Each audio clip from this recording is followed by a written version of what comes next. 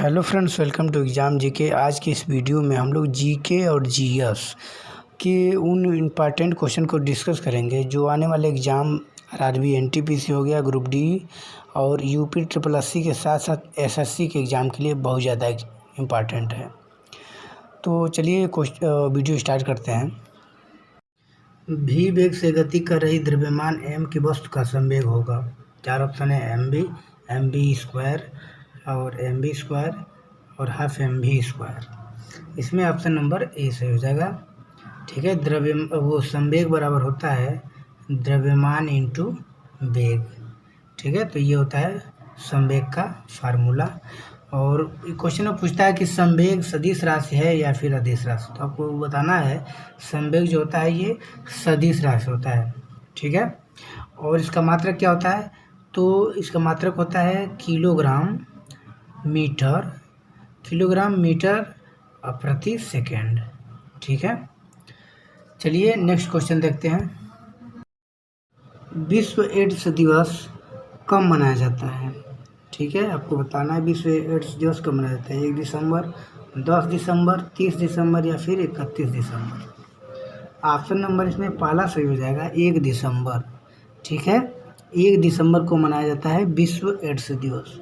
एक क्वेश्चन और बहुत ज़्यादा इम्पॉर्टेंट है, दिसंबर में ही मनाया जाता है। पूछता है कि किसान दिवस कब मनाया जाता है, तो ये मनाया जाता है 23 दिसंबर को। ठीक है, चौधरी चरण सिंह जो पूर्व प्रधानमंत्री थे हमारे देश के, उनके जन्मदिन को किसान दिवस के रूप में मनाया जाता है, किसान दिवस। ठीक है, उसके बाद 24 दिसंबर को भी एक तिथि मनाई जाती है, इम्पॉर्टेंट है, इसको राष्ट्रीय उपभोक्ता दिवस कहा जाता है।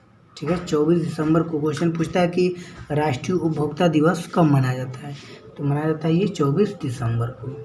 ठीक है, एक और क्वेश्चन पूछता है और दिसंबर से ही संबंधित हुआ है कि झंडा दिवस कब मनाया जाता है, तो 7 दिसंबर को मनाया जाता है झंडा दिवस।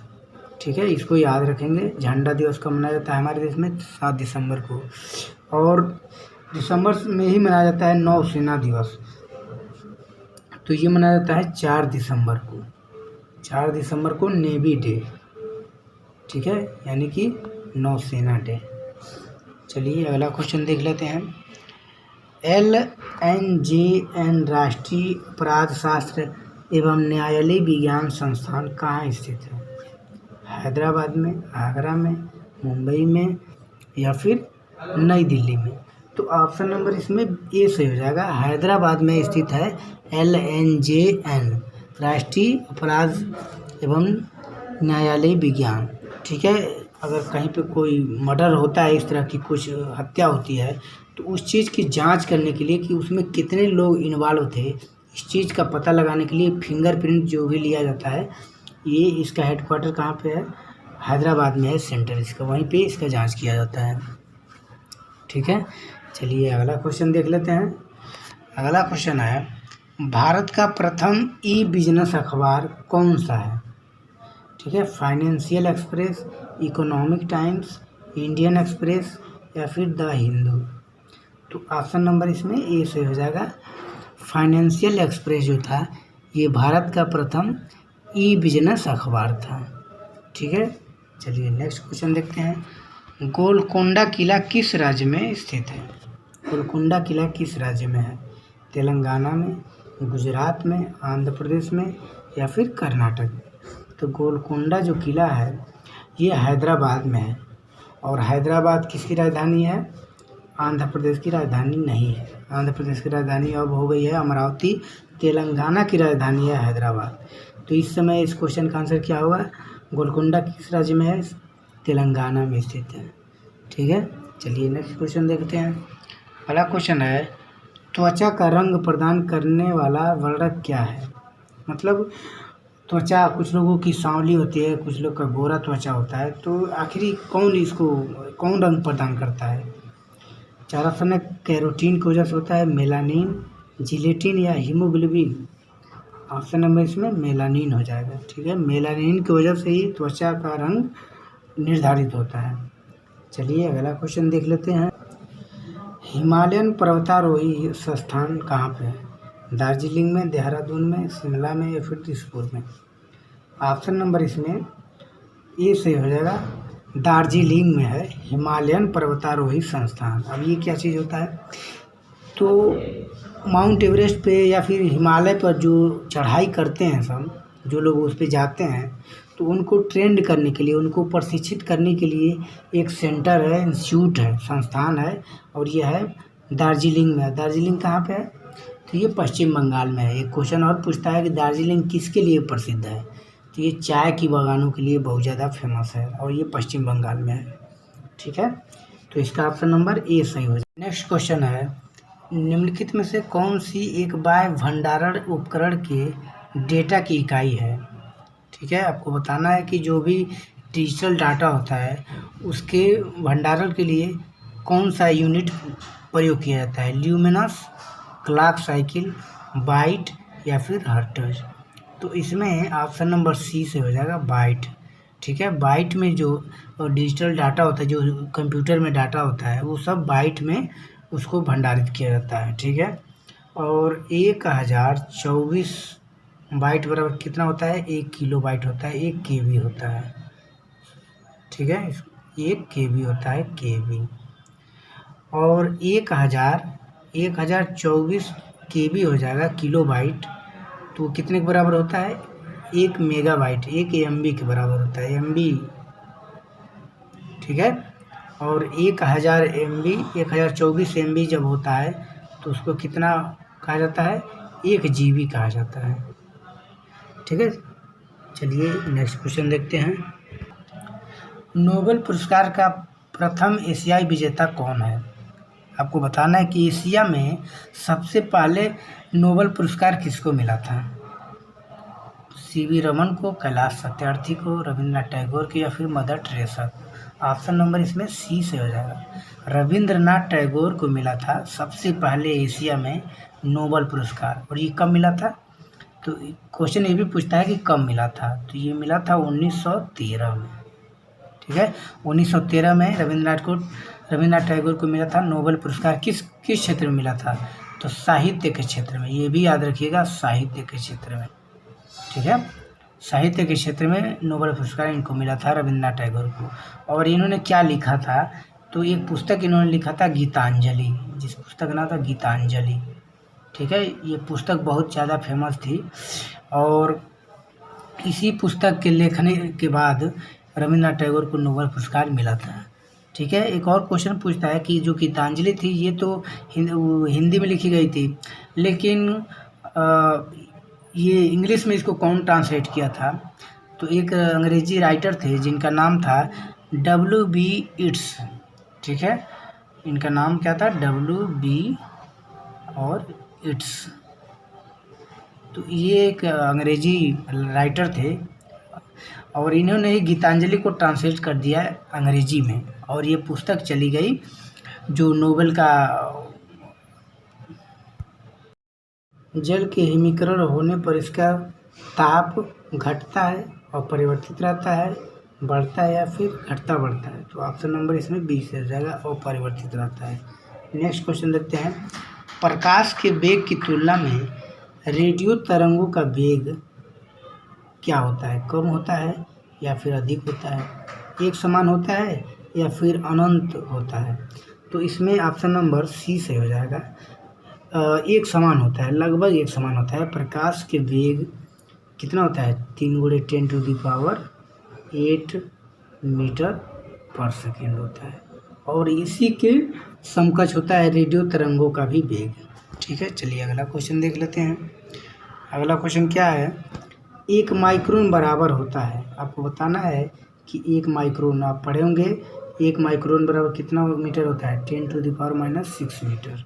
तो आपको बताना है 1 माइक्रोन बराबर कितना mm होता है, 100 mm होता है, 1000 mm, 0.01 mm या फिर 0.001 mm। तो इसमें ऑप्शन नंबर डी सही हो जाएगा, 0.001 mm होता है। ठीक है, चलिए अगला क्वेश्चन देखते हैं। निम्नलिखित में कौन सी सदिश राशि है, आपको बताना है कौन सी सदिश राशि है। द्रव्यमान, ये तो सदिश नहीं होता है, समय भी नहीं होता है, घनत्व भी नहीं होता है, त्वरण, तो ऑप्शन नंबर डी से हो जाएगा। त्वरण जो होता है ये सदिश राशि होती है, ठीक है। और बाकी द्रव्यमान, घनत्व, समय ये अदिश राशि होता है। चलिए अगला क्वेश्चन देखते हैं। 1 जूल बराबर है, आपको बताना है 1 जूल। देखिए जूल जो होता है वो कार्य का एसआई मात्रक होता है, और अर्ग जो होता है ये कार्य का सीजीएस मात्रक होता है। तो आपको बताना है कि 1 जूल का मान सीजीएस पद्धति में कितना होता है। 10⁻³ अर्ग, 10⁻5 अर्ग, 10⁻7 अर्ग, या फिर 10⁻11 अर्ग। ऑप्शन नंबर इसमें सी सही हो जाएगा, ठीक है। 1 जूल बराबर होता है 10⁻6 अर्ग, ठीक है। एक क्वेश्चन और यहाँ देख लीजिए कि बल का एसआई मात्रक होता है न्यूटन, ठीक है। क्या होता है? न्यूटन। इसको कैपिटल ए से डिनोट किया जाता है। और क्वेश्चन पूछता है एसआई मात्रक में तो बल का मात्रक होता है न्यूटन, लेकिन सीजीएस मात्रक इसका क्या होता है? बल का सीजीएस मात्रक क्या होता है? बल का सीजीएस मात्रक होता है डाइन, ठीक है। और पूछता है कि जैसे यहाँ पूछ दिया 1 जूल बराबर कितना अर्ग, तो 10⁻7 अर्ग। उसी तरह से पूछता है 1 न्यूटन बराबर कितना डाइन होता है, तो 10⁵ डाइन होता है। इस चीज़ को आप लोग याद रखेंगे। चलिए अगला क्वेश्चन देखते हैं। नेक्स्ट क्वेश्चन है रॉकेट, उसके बाद गैप कर दिए, इसमें बताना है कि किस सिद्धांत पर कार्य करता है। रॉकेट किस सिद्धांत पर कार्य करता है? ऊर्जा संरक्षण, बर्नौली प्रमेय, एवोगाद्रो परिकल्पना, या संवेग संरक्षण। तो इसमें ऑप्शन नंबर डी सही हो जाएगा, संवेग संरक्षण के सिद्धांत पर कार्य करता है रॉकेट।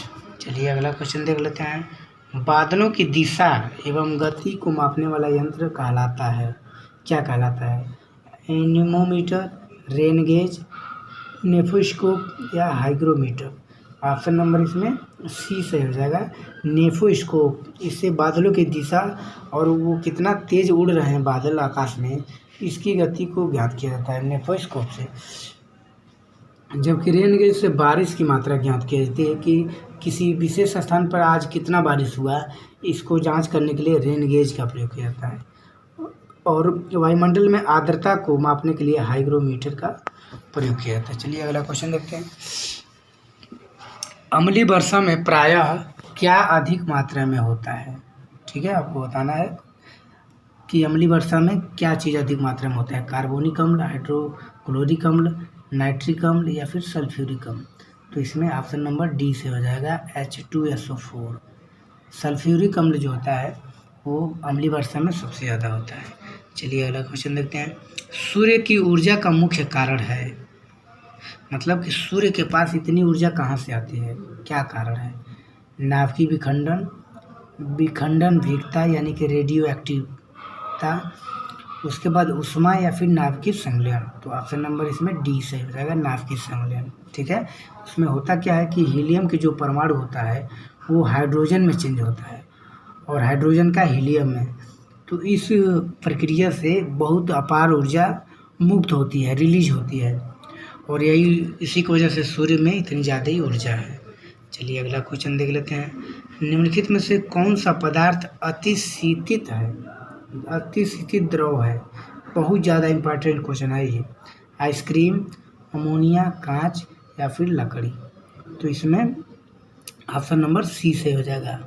कांच जो होता है ये अतिशीत द्रव कांच कहलाता है, अतिशीतित द्रव कहलाता है। ठीक है, कहीं भी अगर देखिए लिखा है अतिशीतित द्रव तो समझ जाइए वो कांच की बात कर रहा है। ठीक है, अब बात है ये कांच की, तो जान लेते हैं कांच के बारे में। पहला नंबर कि कांच जो होता है, कांच यह यौगिक नहीं होता है, मिश्रण होता है। कभी कभी क्वेश्चन पूछ देगा कि निम्न में से कौन यौगिक नहीं है, H2O दे देगा, Cl दे देगा, उसके बाद से HNO3 दे देगा, उसके बाद कांच दे देगा। तो आपको बताना है कांच जो होता है ये मिश्रण होता है, यौगिक नहीं होता है। ठीक है, और एक क्वेश्चन और पूछता है, ये बहुत ज़्यादा इम्पोर्टेंट क्वेश्चन है, पायरेक्स कांच। ठीक है, पायरेक्स कांच क्या होता है? ठीक है, तो आप देखे होंगे रसायन विज्ञान का जो लैब होता है, केमिस्ट्री का जो प्रयोगशाला होता है यूनिवर्सिटी में, वहाँ पर जो भी उपकरण बनाए जाते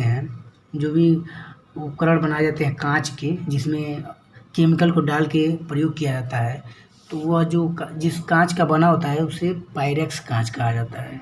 ठीक है। तो पायरेक्स कांच का उपयोग कहाँ पे होता है? तो ये लेबोरेटरी में वहाँ का जो भी उपकरण होता है उसको बनाने के लिए। चलिए अगला क्वेश्चन देखते हैं। निम्न में से कौन सा पदार्थ है जो 14 वर्ष की आयु तक बच्चों के बढ़ावर के लिए अत्यंत आवश्यक है, यानी कि उनके शरीर के विकास के लिए? प्रोटीन, विटामिन, वसा या फिर दूध?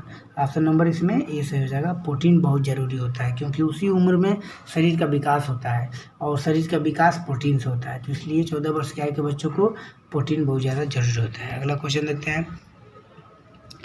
एक क्वेश्चन आ गया करंट अफेयर से संबंधित है। वर्ष 2018 के सियोल शांति पुरस्कार से किसे सम्मानित किया गया था? Narendra Modi, Vladimir Putin, Donald Trump या फिर एंजेला मर्केल? ठीक है, तो ये हमारे देश के प्राइम मिनिस्टर नरेंद्र मोदी को दिया गया था। व्लादिमीर पुतिन कौन है? ये रूस के राष्ट्रपति हैं। और डोनाल्ड ट्रंप अमेरिका का हैं। एंजेला मर्केल जर्मनी के हैं चांसलर। चलिए अगला क्वेश्चन देखते हैं। मानव शरीर का साधारण तापमान होता है, कितना होता है? तो इसका साधारण तापमान तो होता है सेल्सियस में होता है 37, लगभग यहाँ लिखा है 36.9 डिग्री सेल्सियस, यानी कि 37 डिग्री सेल्सियस होता है यह सेल्सियस पैमाने पर स्वस्थ मनुष्य के शरीर का तापमान। ठीक है, अगर बात करें हम फ़ारेनहाइट पैमाने से तो उसमें 98.6 होता है। चलिए नेक्स्ट क्वेश्चन देख लेते हैं। एक रडार जो शत्रु विमान के विद्यमान होने का पता लगाता है वो प्रयोग करता है। आपको बताना है कि जो रडार होता है वो शत्रु विमान के ट्रैक करने के लिए, उसका पता लगाने के लिए रडार का प्रयोग किया जाता है। लेकिन रडार कौन सी तरंग का प्रयोग करता है? ध्वनि तरंग, रेडियो तरंग, विद्युत तरंग या फिर पराध्वनिक चित्रण तरंग? ऑप्शन नंबर इसमें बी से हो जाएगा। रेडियो तरंग का प्रयोग करता है रडार। ठीक है, रडार जो होता है वो रेडियो तरंगों का प्रयोग करके, और जो भी जैसे मान लीजिए भारतीय सीमा में अगर कोई दुश्मन का जहाज आता है तो रडार से वो पता ट्रैक करके पता कर लिया जाता है। तो रेडियो तरंग का प्रयोग किया जाता है रडार में। ठीक है, चलिए नेक्स्ट क्वेश्चन देखते हैं। किसके बीच एस्टेरॉयड बेल्ट होता है? आपको बताना है किसके बीच एस्टेरॉयड बेल्ट होता है। यानी कि आपने देखा होगा कई ग्रह ऐसे रहते हैं और इनके किनारे ऐसे बेल्ट होता है गोल गोल सा, तो आपको बताना है किसके बीच होता है। पृथ्वी एवं मंगल, मंगल एवं बृहस्पति, बृहस्पति एवं शनि या फिर पृथ्वी एवं बृहस्पति? तो इसमें ऑप्शन नंबर बी से हो जाएगा। मंगल एवं बृहस्पति ग्रह के बीच में ये, जैसे मान लीजिए मंगल है और ये है बृहस्पति, तो इनके किनारों पर क्या होता है, यहाँ पर बीच में एक बेल्ट होता है। ठीक है, चलिए नेक्स्ट क्वेश्चन देखते हैं। यदि लोहे की एक सुई पानी की सतह पर तैरती है तो इस घटना का क्या कारण है? आपको बताना है कि अगर एक लोहे की सुई, कील नहीं, ध्यान दीजिएगा, कील नहीं, सुई की बात कर रहा है, पानी के ऊपर तैरती है तो इस घटना का क्या कारण हो सकता है? पानी की श्यानता, पानी का उत्प्लावन बल, पानी का पृष्ठ तनाव या पानी के अणुओं का संजक बल? तो इसमें ऑप्शन नंबर सी सही हो जाएगा, सरफेस टेंशन, यानी कि पृष्ठ तनाव। पृष्ठ तनाव होता क्या है कि पानी के ऊपर एक पतला सा, जैसे पानी कुछ देर तक छोड़ दिया जाए, बिल्कुल शांत हो जाएगा तो उसके ऊपर एक लेयर, ऐसी पतला पतला लेयर बन जाता है। ठीक है, और बड़े ही सावधानी से अगर उसके ऊपर एक सुई रख दी जाए, लोहे की पतली सुई, तो वो डूबेगा नहीं। तो ये कैसे होता है? ये पृष्ठ तनाव की वजह से होता है। ठीक है, चलिए अगला क्वेश्चन देखते हैं। अगला क्वेश्चन है, बॉल पेन निम्न में से किस सिद्धांत पर कार्य करता है? ठीक है, श्यानता पर, पृष्ठ तनाव पर, गुरुत्वाकर्षण पर या फिर घर्षण पे? ऑप्शन नंबर आप क्या लगाएंगे? बी नंबर, पृष्ठ तनाव के सिद्धांत पर कार्य करता है बॉल पेन। चलिए अगला क्वेश्चन देख लेते हैं। अगला क्वेश्चन है, जब प्रकाश वायु से कांच में प्रवेश करती है तो निम्न से कौन सा कथन सत्य है? इसकी तरंगदैर्घ्य बढ़ती है, इसकी आवृत्ति बढ़ती है, इसका तरंगदैर्घ्य घटता है, इसकी आवृत्ति घटती है? तो इसमें ऑप्शन नंबर सी से हो जाएगा, इसकी तरंगदैर्घ्य जो होती है वो घट जाती है। ठीक है, अगर विरल माध्यम से सघन माध्यम में, जो कि कांच जो है ये सघन माध्यम है और वायु जो है ये विरल माध्यम कहलाता है। तो विरल माध्यम से प्रकाश जब सघन माध्यम यानी कि कांच में जाती है तो उसका जो तरंग दैर्ध्य होता है, ठीक है, वो कम हो जाता है। ठीक है, जैसे मान लीजिए तरंग दैर्ध्य यहाँ पर ऐसे है, इसको वेवलेंथ कहा जाता है। तो इनके बीच का जो दूरी होता है, ये दूरी जो ऊपर बना हुआ है, तो इसको कहा जाता है तरंग दैर्ध्य। लेकिन होता क्या है कि जब प्रकाश कांच में प्रवेश करता है तो इसका तरंग दैर्ध्य जो होता है ये कम हो जाता है, बहुत